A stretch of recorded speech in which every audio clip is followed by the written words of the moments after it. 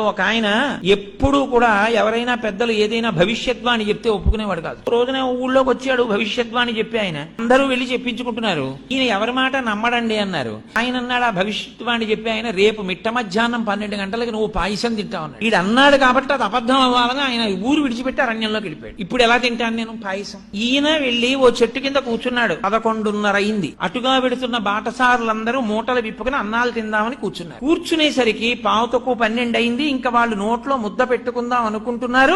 దారి దొంగలు వస్తున్నారన్నారు. వీళ్ళందరూ విప్పిన మూటలు విప్పినట్టు వదిలేసి పారిపోయారు. ఈయనొక్కడు మాత్రం, అయ్యి బాబు ఇప్పుడు పారిపోవడం ఎందుకు, మనం 12 అయిపోతోంది, మనం ఎవ్వరికంటా పనకూడదని ఓ చెట్టే, ఆ చెట్టే ఎక్కి పైన కూర్చున్నాడు. దొంగలు వచ్చారు. 5 నిమిషాలు తక్కువ 12 అయింది. ఒరే మంచి ఆకలి మీద ఉన్నాం, భలే ఉందిరా, అన్ని పాయసాన్నాలే, ఒరే పాయసాన్నం మిగిలిందిరా తినేద్దాం అన్నారు. ఒరే ఆగండి ఆగండి, వాళ్ళు అన్ని పట్టుకెళ్లిన వాళ్ళు పాయసాన్నాలు ఎందుకు వదిలేశారా?